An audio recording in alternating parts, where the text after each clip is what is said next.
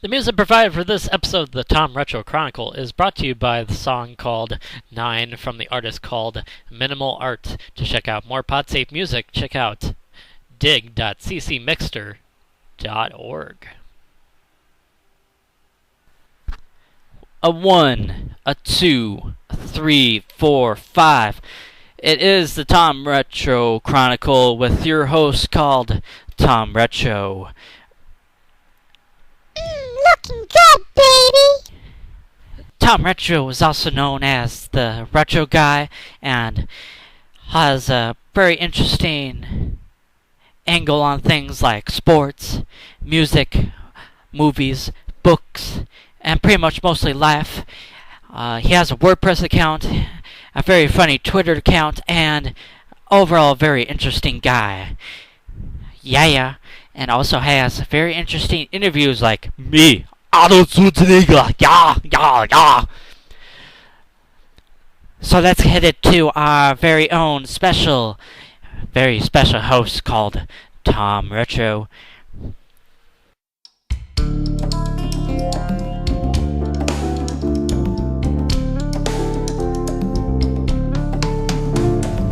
went down to the crossroads with $1.280.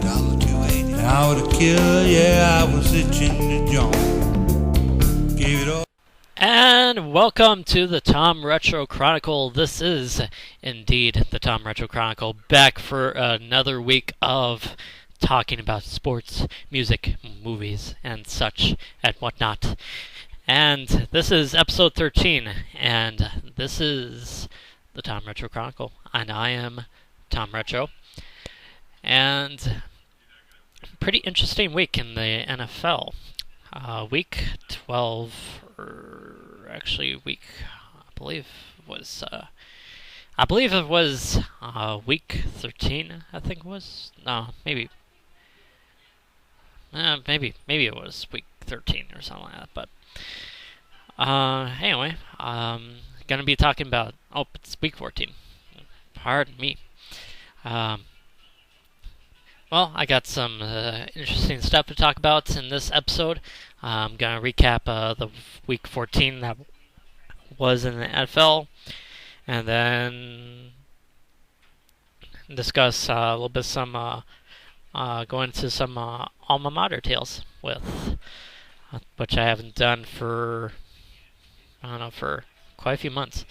And the topic for that one is going to be the ever-frightening one word that every college student faces in somehow or another. Finals. Ooh, so exciting.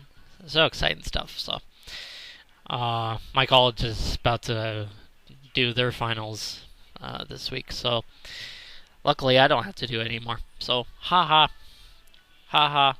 Okay. Let's see, what else do I have to say? So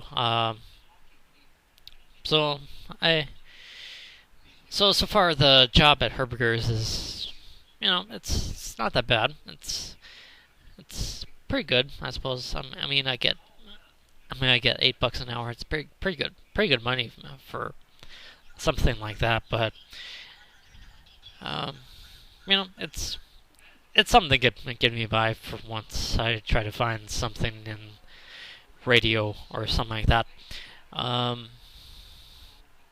Okay, so today is a day off for me, so whoopee for me. Then I'll be working from 11 to 7 on tomorrow and the next day, which is Thursday. So, and then I get another day off on Friday. So, yay. Okay. So let's get into the episode.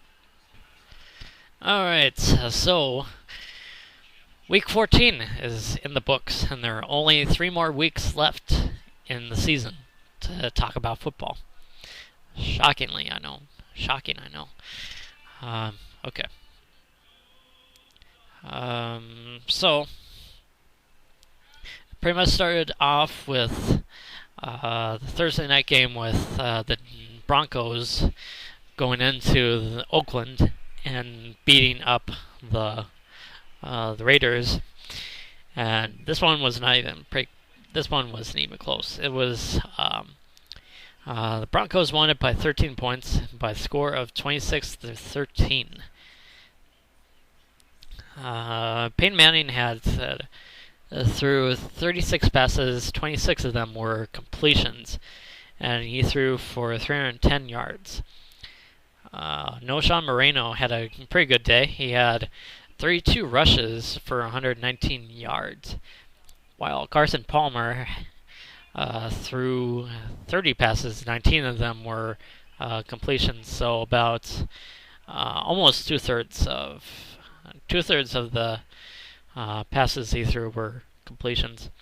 And the yardage was for him 273 yards. The Raiders, I don't know about the Raiders. The Raiders are a work in progress. They need a lot of help. I mean, literally a lot of help. I don't know. Carson Palmer's not. He's not the answer for the Raiders. And the defense is awful. The offense is pretty much subpar. Yeah, pretty much bad. Let's see what else. Some other of the games. How about the Falcons getting beaten up by the 4-9 Panthers? What happened there?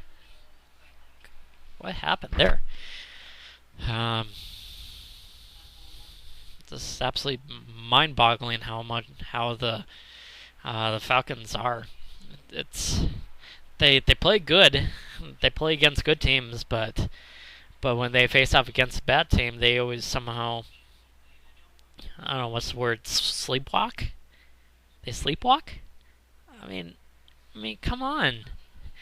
The Panthers, 3-8 Panthers, 3-9 Panthers going into that game. Cam Newton had probably had a revival game in that game. He had 287 yards for 2 touchdowns, and then he rushed for 116 yards for 1 touchdown. It's absolutely nuts.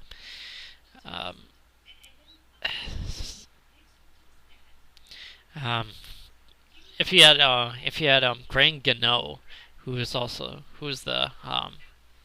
Panthers field goal kicker, he had a pretty good tape too.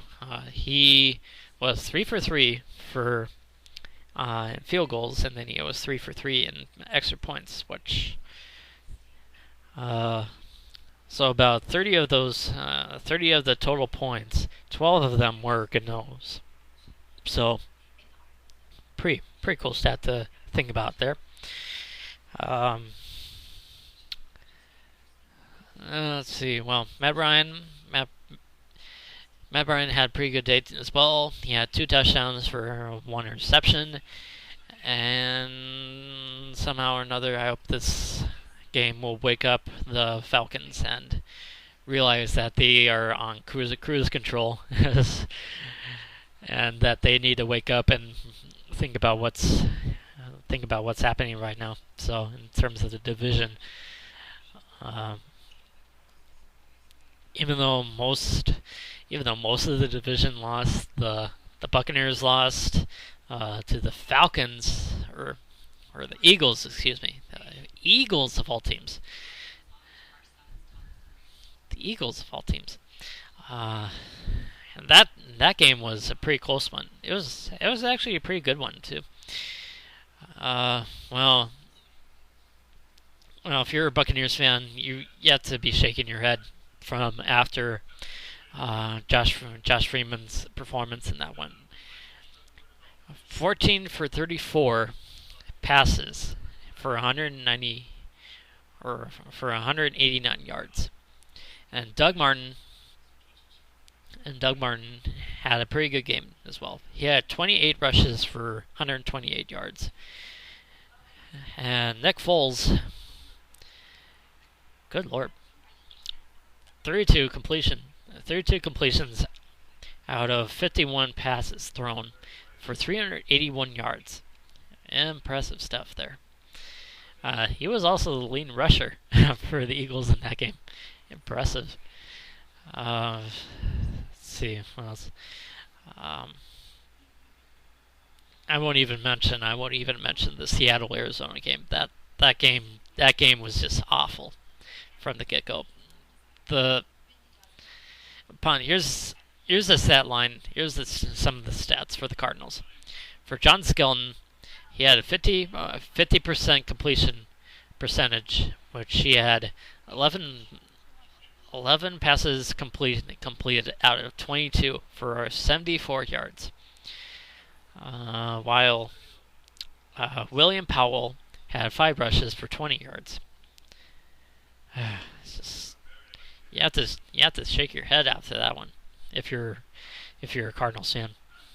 Shaking your head, absolutely. But let's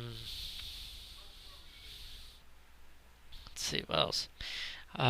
Saints Giants game was not even close to being one of the best games out there that I thought was going to be the best game.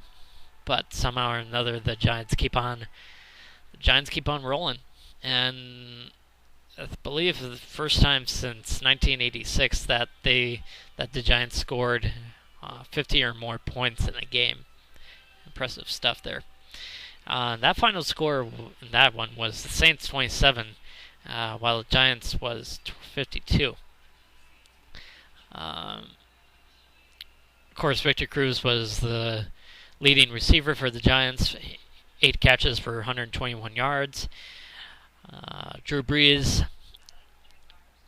had 26 completions out of 43 for 354 yards. And let's see what else, some other games I want to talk about. At least some noteworthy ones. Probably one of the more pretty exciting games that I didn't get to see in my market. Actually, I didn't really see any of the games because I was work on Sunday. But the Baltimore Ravens and the Washington Redskins. That game was pretty good. Robert Griffin III, even though he was injured towards late in that game, he had 15 for 26 for 246 yards. And Joe Flacco had 16 completions out of 21 passes thrown and 182 yards. And I believe I mentioned before that the Redskins lost Robert Griffin III. I believe it was a knee injury. It was like an LCL. I believe it was a sprain or something like that. So Kirk Cousins, who's the backup for the Redskins, he was pretty solid after stepping up and coming out from the bench. He was 2 for 2 for 26 yards and a touchdown. And the Ravens I don't know about the Ravens. The Ravens are questionable to me. You just don't get the Ravens. I don't get the Ravens. All right. And then the final game I kind of want to mention is the Green Bay and Detroit game, because the Packers are my team, and I'm obligated to talk about the Packers. The final score in the Packers-Lions game was the Packers won it by 7 of the score of 27-20. Aaron Rodgers was 14 for 24 for 173 yards. While Matthew Stafford was 27 for 45 for 264 yards. Yep, and the Lions, the Lions are pretty much just playing for pride right now, and the Packers are trying to get back to the playoffs. And currently, right now, the Packers are third seed. Which means that they are going to be playing in the wild card. And taking a look at the playoff picture right now, if the playoffs started today, the AFC,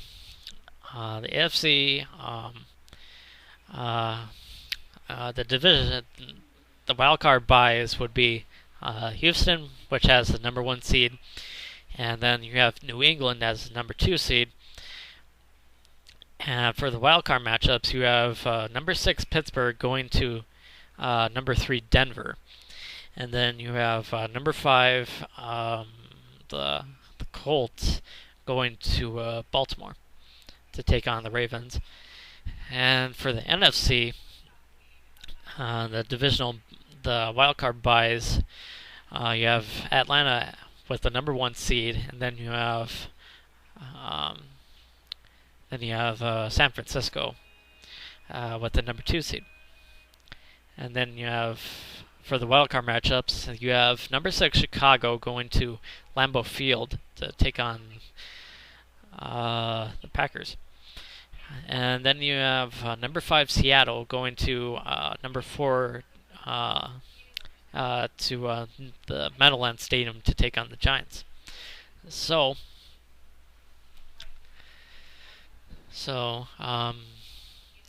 yeah, there's that. On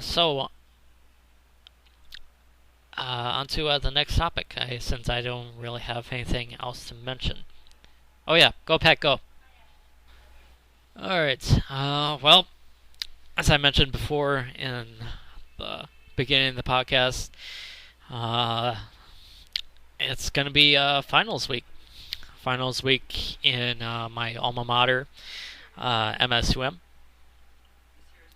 And I'll be talking a little bit about my experiences with the finals in at college.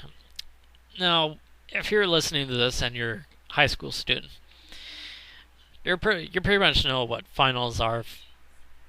Pretty much right after 9th grade, I suppose. I'm guessing it depends on where you would probably think. Where you would think your state would be at, but for me, thinking about it right now, the first final that I ever took was a history final, which was in my history class with trying to remember who was the teacher. It was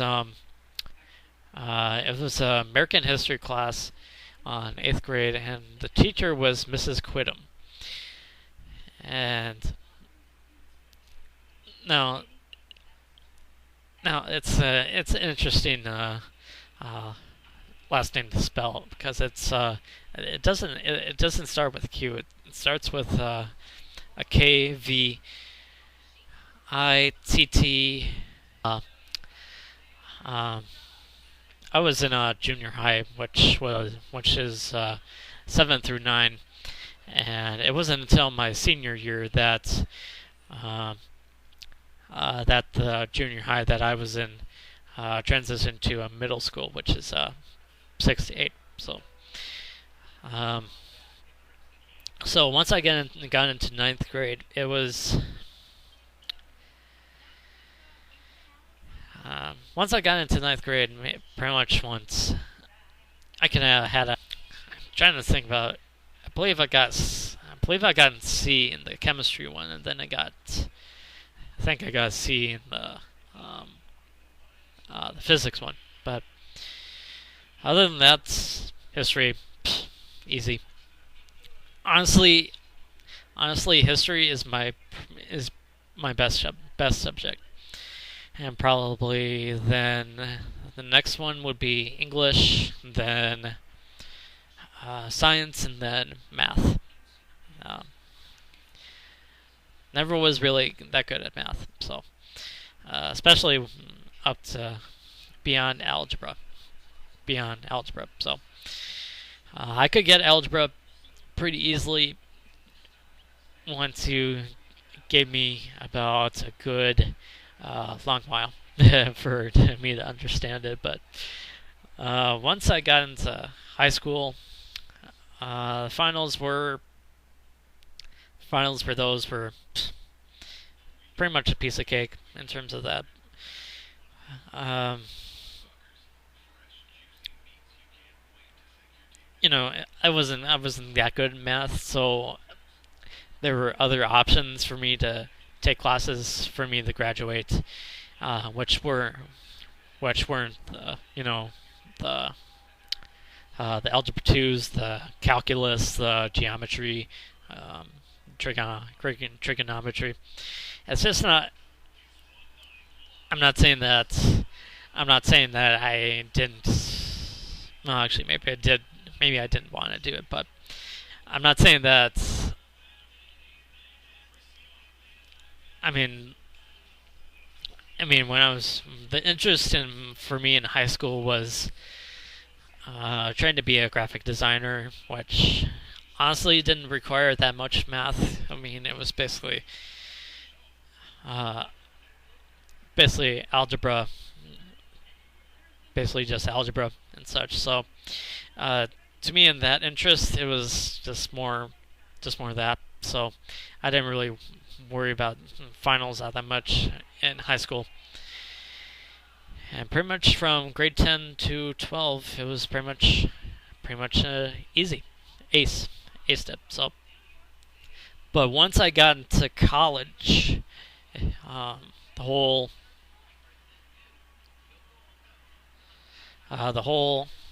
finals thing was a little bit more different, just a little bit more different. Essentially, in college, my college, uh, basically our final schedule is you basically get basically a day to devote your time to study and relax, which is also called study day. And it's usually held on a Wednesday, which is this upcoming Wednesday, tomorrow, if you're listening to this on a Tuesday. And basically, the whole meaning behind study days is exactly that. It's a way to spend more time studying while having some free time, some fun time to yourself. And Keezy Commons, which is the cafeteria at my college, they put on a little thing. They put on a little thing called a Keezy late night breakfast, which is kind of a way to for students to take a break from studying, have some late night breakfast, and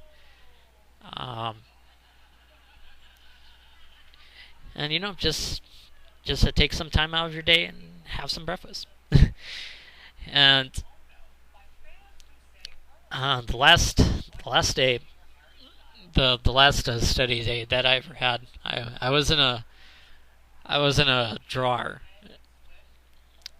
I was in a drawing, and I had my ticket in my hand, and and the last number that was called, I believe, trying to remember, it was actually one of the most closest numbers that I ever thought I would ever get. It was I believe the number was off by 5. It was absolutely nuts. It might have been less than 5, but it was absolutely crazy. But after that, you had finals on Thursday and Friday, and usually and also and then you have finals from Monday to Wednesday, and pretty much after that you're pretty much on break after Wednesday. It was pretty cool. So, trying to think of what else I should mention. Basically, the whole way that it was planned out was depending on what time your normal class was. Like, say that you had a 9 o'clock class, and on certain days, like for example, like Tuesdays, Thursdays, you would more than likely the final for that one would be on at 9 o'clock at the same room at the same time. But um, essentially, the finals are split into three time periods: 9 o'clock, noon, and 3 o'clock. And depending on what class you had during the day, like say it was, but once you got into the 1:30 classes, it got a little bit more confusing once that happened. I'm trying to remember if I had a 1:30 class. It was, I think it might have been noon. I think it might have been a noon class, or a noon final, but usually it was pretty crazy. But let's see, what else should I mention about that? But my experiences with finals was towards my earlier years, my freshman and sophomore years. They were pretty crazy. I mean, I was doing my generals, doing those during those 2 years. During those 2 years, so I was pretty busy with doing those.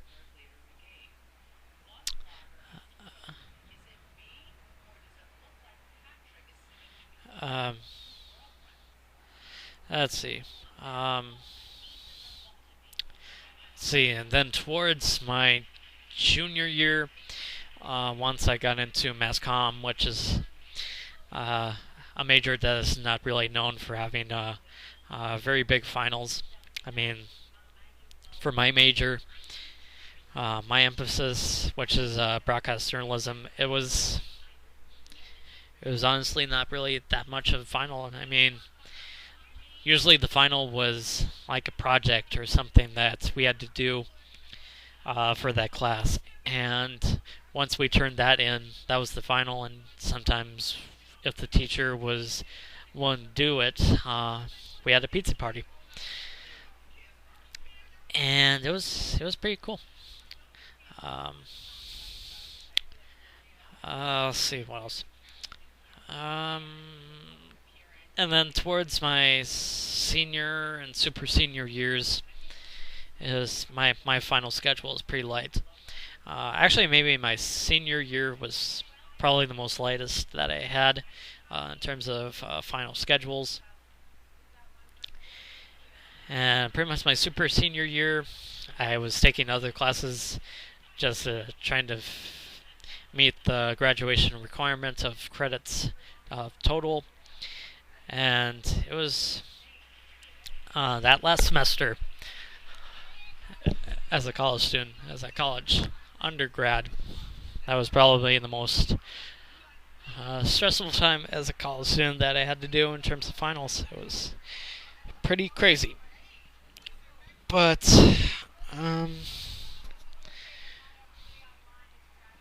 let's see, what else? I think that's pretty much it. In terms of advice for those who are listening, for those who are listening, for those who are about to take finals, here's the advice. Study often. Take a good long break, and then get back to finals. Take one final at a time. Okay. There's no need to do one final that is going on the next day, and then and not really a final that would be going on like on a Monday and it's Wednesday or something like that. But so that's one piece of advice I can give to you.